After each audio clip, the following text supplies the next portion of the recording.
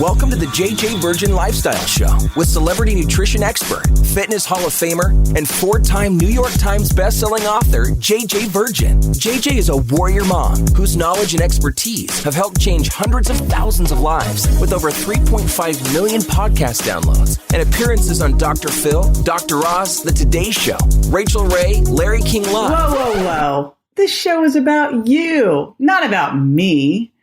I want to help you find practical, real-world ways to dial in your health and mindset so you can finally lose that weight and feel strong and energized. Stop settling for less than your personal best. It's time to find out how to look and feel better than ever. And I'll be right here with you the whole way. Hello, welcome to this week's podcast. This is exciting. Truthfully, I have been kind of stalking this guy for a while, and I am very excited to be talking about this today. Now, if you've been around my world, you know I'm kind of obsessed with what I call weight loss resistance, like what gets in the way of you losing weight and what can cause you to gain weight, all starting back from 35 years ago when I was a personal trainer. It was me and Mark Sisson of Primal Kitchen and Mark's Daily Apple and Body by Jake and personal training. I was personal training to pay my way through grad school and doctoral school.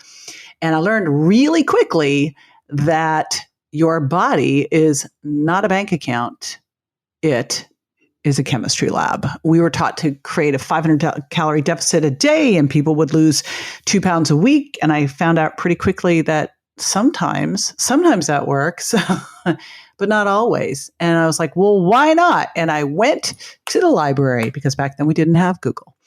So one of the areas that I discovered later on, because no one was talking about way back then, was genetics. And I got sent this book, Dirty Genes, by the amazing, awesome Dr. Ben Lynch. And I was like, okay, wow, this is great. And I get sent books literally every single week.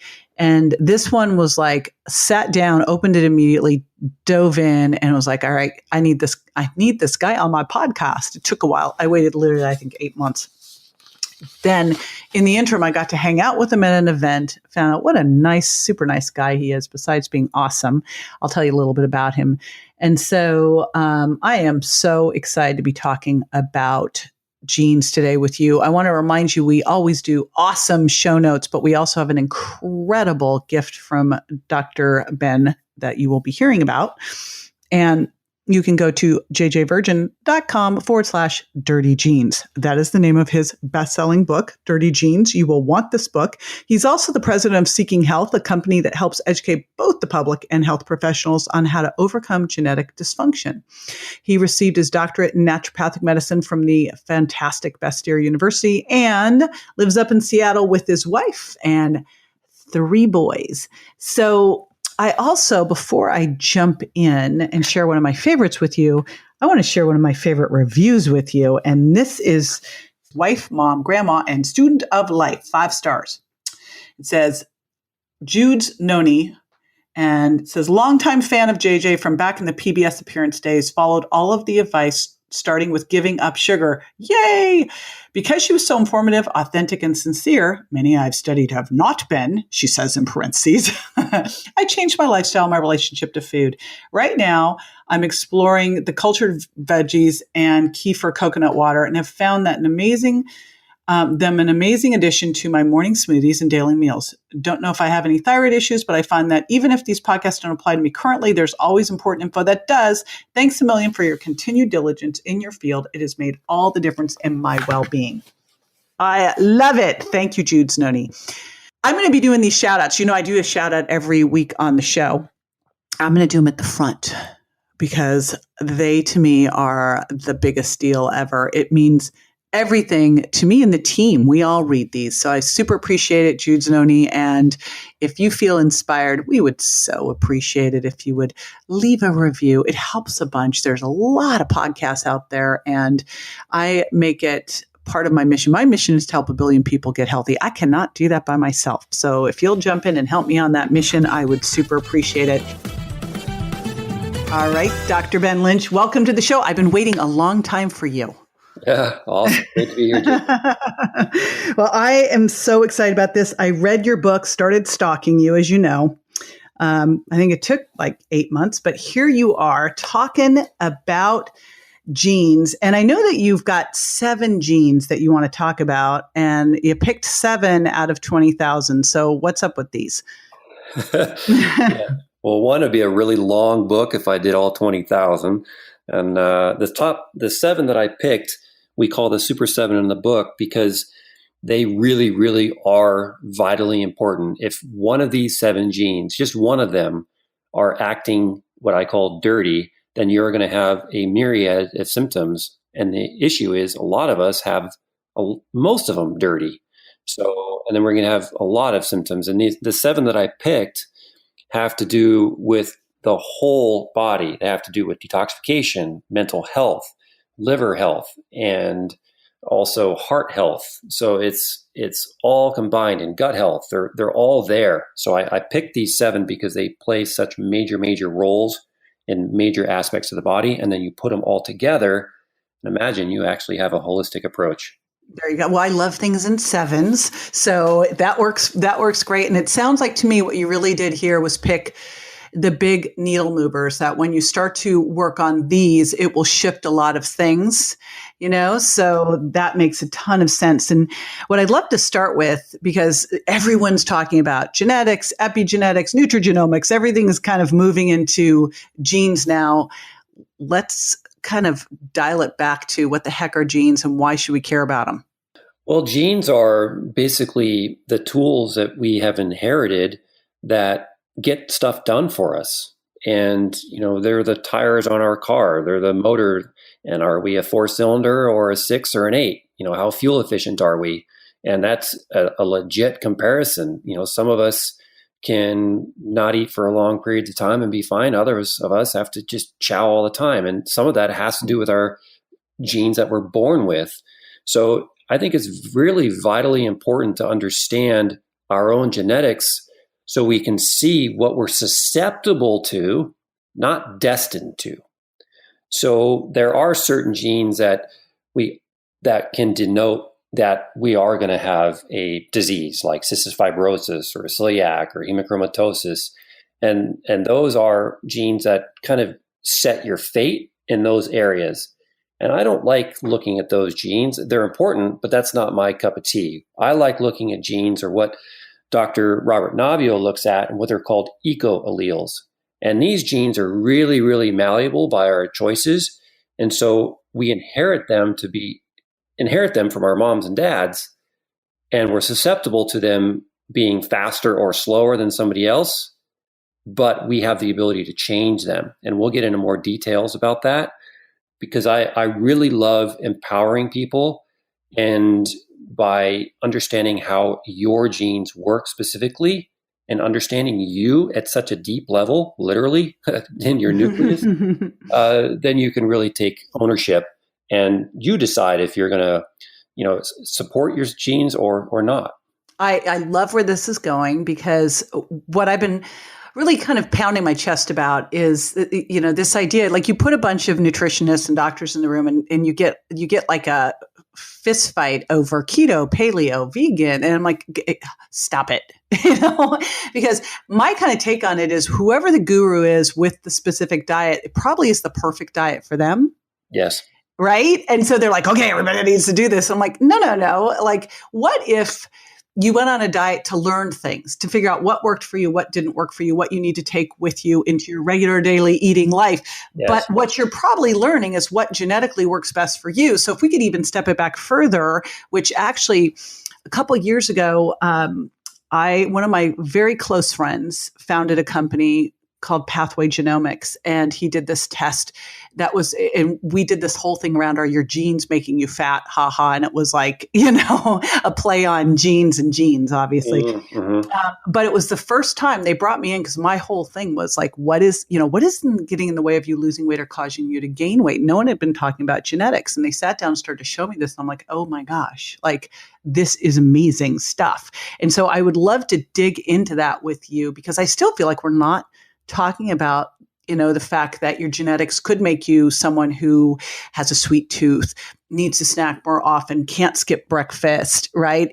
Has a tendency towards insulin resistance. And even though you might have these things, you said something so important, and I'm going to steal it from Dr. Jeffrey Bland, our buddy, of genes loading the gun, but really that lifestyle pulls the trigger, which means we can really make these decisions once we have this information. So let's dive into weight loss, because that's what my audience is super interested in. Yeah, I really resonate with you talked about earlier too. Before we get into the whole weight loss thing, is when you're talking diet, right? Or you're seeking. Well, we can tie it in weight loss too. When you're seeking that perfect diet for weight loss, and you're seeing all these different things that work for people, and you read the testimonials, and you're like, "Oh, that's awesome," and you try it, and you feel like a failure, and you're mad at yourself because it didn't work. And you're seeing all these before and after pics and doing all this stuff. And you're like, God, I suck. And then you kind of give up, and you get off the horse, and you don't get back on. And later you get back on again because it's New Year's resolution, and you jump back on again. You try a different diet, fails again. And then you keep going down this failure route. And finally you try a system, and it worked. And it worked for you. And now why is that? Yeah, your genetics absolutely plays a role with it, but it's also how your genes are acting at that time, which is the whole concept of dirty genes, where you do not have to inherit a genetic problem from your mom and dad. You could have actually made your genes not working very well because of a nutrient deficiency or a certain stressor or an infection or inflammation, or you're not sleeping right, or you got exposed to arsenic or cadmium or whatever. And all these affect your genes, which allow you to burn fuel efficiently. I'm so excited about this. Literally, this is like my kind of twist on a platform. Well, first of all, I think we'd agree, like, there should be diets, that term for a short-term therapeutic intervention to figure something out, and then the way you eat. And we need a new word for that one, the way you eat.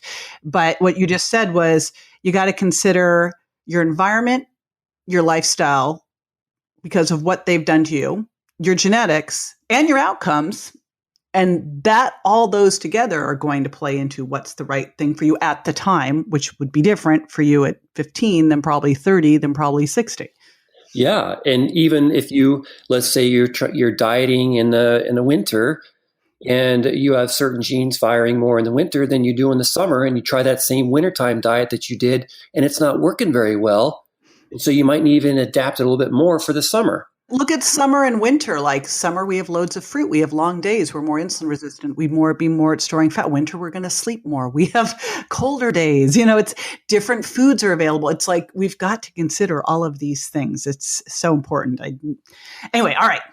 Let's go. Let's talk weight loss and how this all impacts weight loss. For the whole weight loss thing, there's a few aspects to it.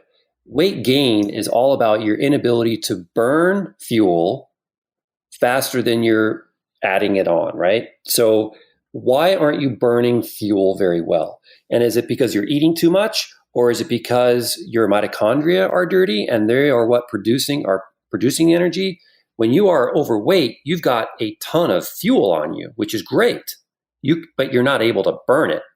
So there is a gene which I talk about in the book, the GST GPX gene, and a lot of people don't associate this gene with weight loss, which is why I want to go to it right now, is if your glutathione levels are low, then you're going to be more on fire. You're going to have more pro-oxidation, less antioxidant control.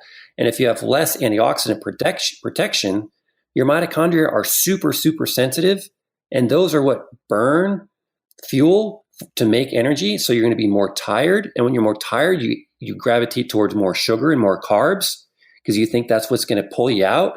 But what you actually need is probably glutathione and a sauna to help get these chemicals out of you and to get the inflammation down. And as you add the glutathione down into your system, the more glutathione is going to put out the fire, which is going to allow your mitochondria to go back to work again and to burn that fat that you have around your middle or wherever it is. And now you're going to be more energized. And now you're not going to be desiring the carbs and the sweets and the caffeine as much anymore because you actually have more energy. So it's following a pathway. Instead of what I see people doing now is they're like, oh my gosh, I'm overweight and I've eaten all these carbs. I must need to cut all these carbs. Right. That must be it. Instead of going, let's go back in the pathway to see what the issue really is, right? Mm-hmm. And then we fix that, and then the problem and then it becomes effortless. Yes, exactly. And you feel so empowered that you want to continue with it.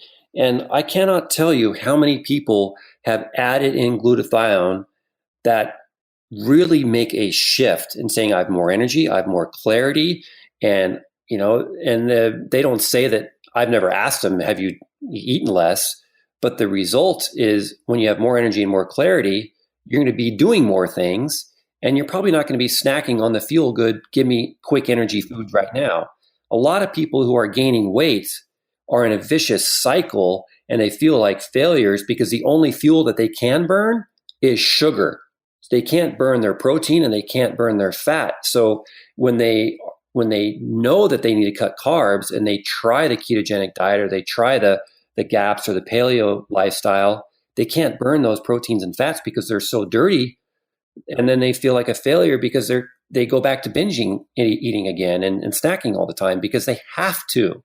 So it's a big, big problem that I think is very unaddressed.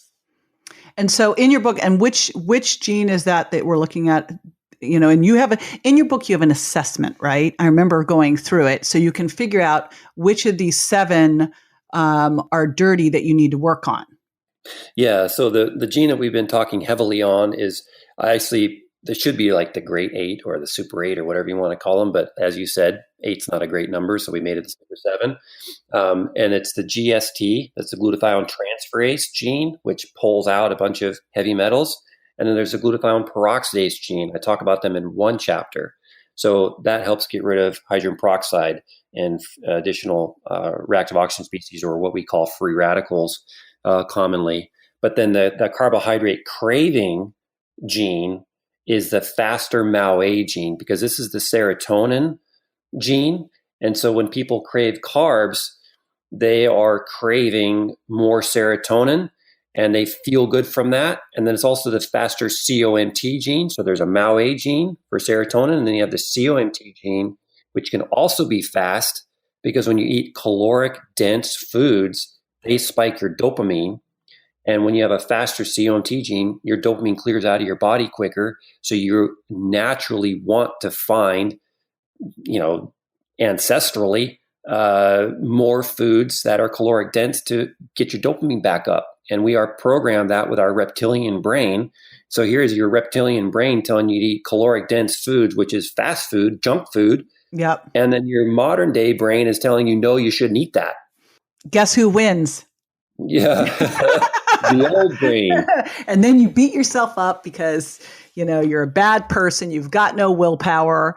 You've got no discipline. Oh, you must be your age. Things are slowing down, all that garbage that we tell ourselves of the negative self-talk. And the big bummer is, you fail a couple times and that becomes a feedback loop of, I'm a failure. This doesn't work. I guess this is just what I'm destined to be. And that's what I think is so important here, as you start to realize that you've got to go further back in the pathway. All you're trying to do is Band-Aid a problem. And if the issue is I've got cravings, you've got to figure out why you have them. If the issue is that you seem to have needs to eat mass amount of foods, you got to figure out why you want to eat such a mass amount of foods. You want to look at the situation, then we're going to go all the way back, which is what you're describing. That's so cool.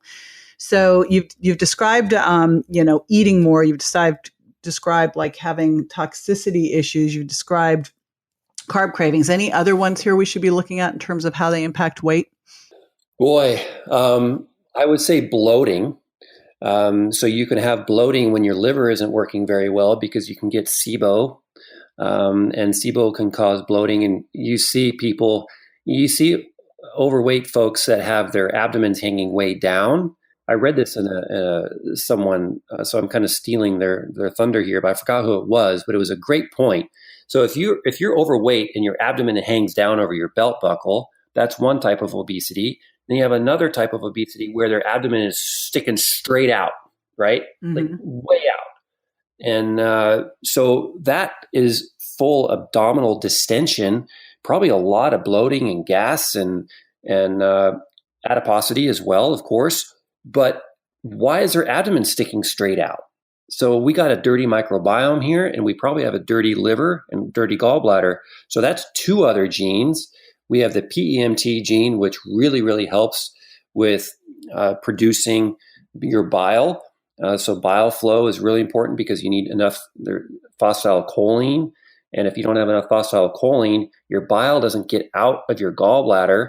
And if your bile doesn't get out of your gallbladder, what happens, since bile helps kill pathogens and bacteria and so on, that's supposed to drip inside your small intestine. If it's not dripping in your small intestine, you will get small intestinal bacterial overgrowth because your bile can't get out of your gallbladder.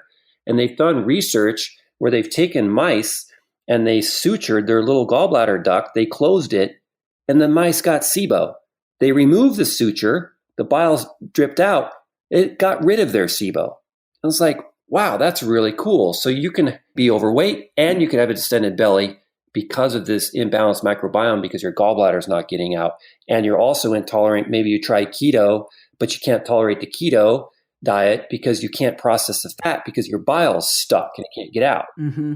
Which other one should we? So I know I'm focusing on weight loss, but there's more to this than weight loss. I always look at weight loss as just a sign things aren't working well. But what are some of the other genes and things we should be considering here? And I just want to remind everybody, and I think this is super cool, is you can go to the book, and this is the book Dirty Genes, as I talked about in the intro. You can go to the book, do this assessment, and start to take action right away. You know, there's a lot of genetic tests out there now, and you get them and you don't know what the heck to do with them. And not saying don't do those, that's next tier, but first tier is just go to the book, do the assessment, start taking action, because it will really give you a guide as where you should go first. What should you do? And you'll start to see things shift that you didn't think, you just figured like, oh, I give up. I guess it's just me, which I think is so cool. And it gives you answers to the common things that you know that you should do, but you don't know why you should do them. And then once you know why you should do them, how the body works with those mechanisms, you're like, oh, that explains so much. And you get more motivated to do it. It'll make you eat your veggies. Yeah. And then right? You're like, why do I need to eat my veggies? And so let's talk about that one. If you don't eat your veggies, especially leafy greens or foliage, I call it. So if you eat your foliage, you're getting folate. So foliage provides folate, and that's supporting the gene called MTHFR. And this MTHFR gene I call the methylation master. And methylation is a process in your body which does a lot of different things, including help maintain your neurotransmitters at a nice balance level. So if your neurotransmitters are imbalanced, meaning like maybe you're having bipolar episodes where you're kind of super excited one moment, and then later in the day, you're just super down in the dumps and you're just cycling up and down, up and down, up and down. I can't tell you, JJ, how many times I've seen people who have been diagnosed with bipolar because their blood sugar levels are all out of whack. Oh, yeah. I've got a son who is bipolar, but it is the biggest trigger for him is blood sugar. Hands down. So, that's just, I don't know anyone who could have unstable blood sugar and feel awesome. Like never once have I heard this, Far from. And then you're hearing, so MTHFR is really key because it helps balance and keep your moods clean. So it helps keep your MAO-A gene and your serotonin humming along. It keeps your COMT gene humming along. So your dopa, norepi, and your estrogen levels are better. So it's playing a role there. It also helps support the glutathione genes. It helps support the NOS3 genes. And the NOS3 gene I talk about in the book, if your hands are cold, so if you have cold hands and feet, your blood flow is bad.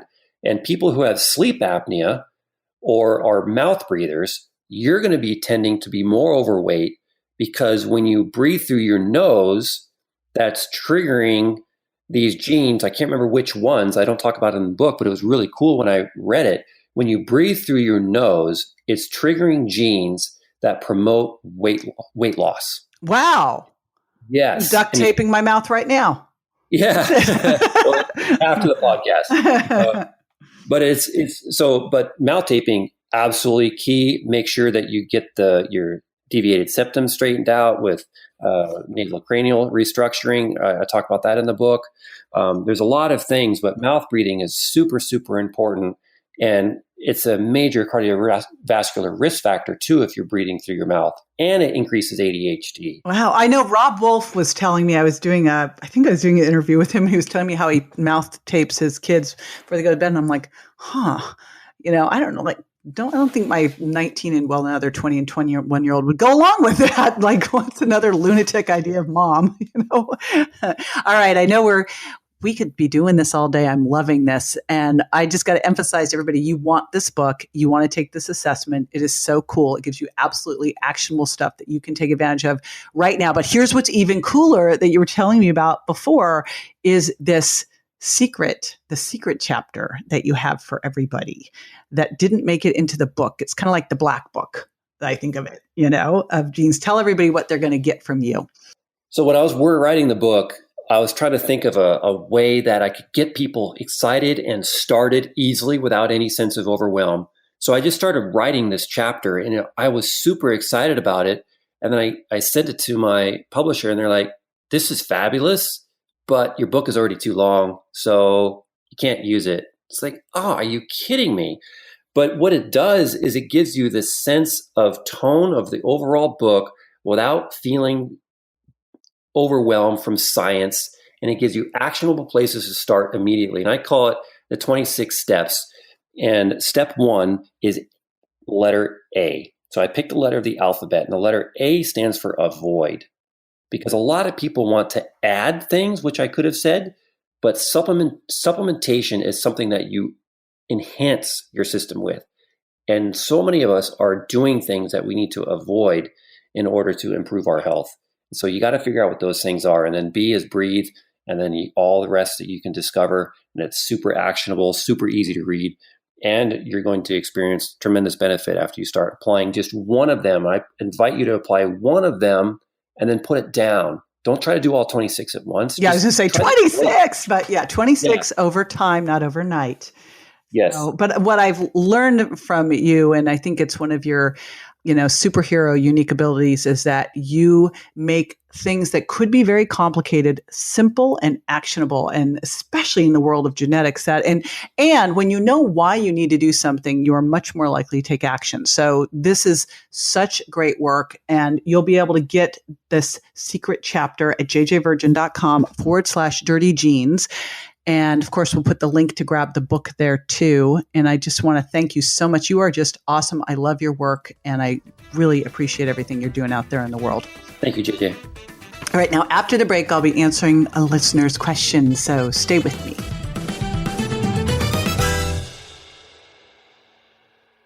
When you make a small change to something you do every day, the impact over time can be huge. And when it comes to breakfast, you don't want to blow it, because your breakfast sets the pace for your entire day. That's why JJ created the all-in-one plant-based breakfast shake to start your day right.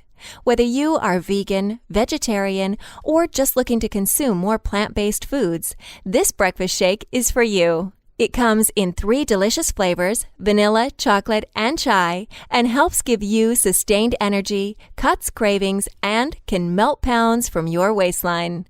Visit jjvirgin.com/products to shift your fat loss and energy into high gear today. Welcome back. This is the time where I answer a listener's question.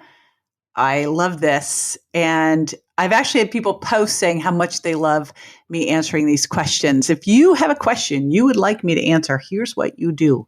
Jump on my Facebook at JJ Virgin Official, or my Instagram at jj.virgin. Or you can also go over to YouTube. And here's what you do. If you catch me live, which is always fun, just type it on in there. I'm always searching around. Or you can just put it into a direct message to me. You can post it into one of my groups on Facebook. You can post it onto my wall. And we watch those and we will answer. So a lot of times we answer right in real time, but I also watch those ones that are just so perfect for that week's podcast. Like this one is from Charlotte, who said, I know I need to lose weight, but I just cannot seem to get the motivation. Help! So here's the deal. There are so many strategies out there, and I loved sharing Ben with you today because the most important thing is to make sure you're picking the right strategy for you, which is going to depend on your lifestyle, your current health situations, the environment you're in, the outcomes you're looking for, right? And there is no one thing for anybody. If you look at both what I've done in the Virgin diet, the sugar impact diet, I've taken you down a pathway of self-exploration to figure out how many carbs should you be eating, or which foods work for you and which foods don't. And it's really for you to connect the dots between what you're eating and how you feel and what you weigh. And I just want to give you a shout out. You can get started on the Virgin diet and figuring that out for free at jjvirgin.com/challenge. And we will put that in the show notes. But the bigger thing here is I want to backstep even further than that, because today we were talking about, okay, don't just like Band-Aid the problem, go back in the pathway. And I think the first thing to really get clear on before you ever even start with, I'm going to make this shift, is why.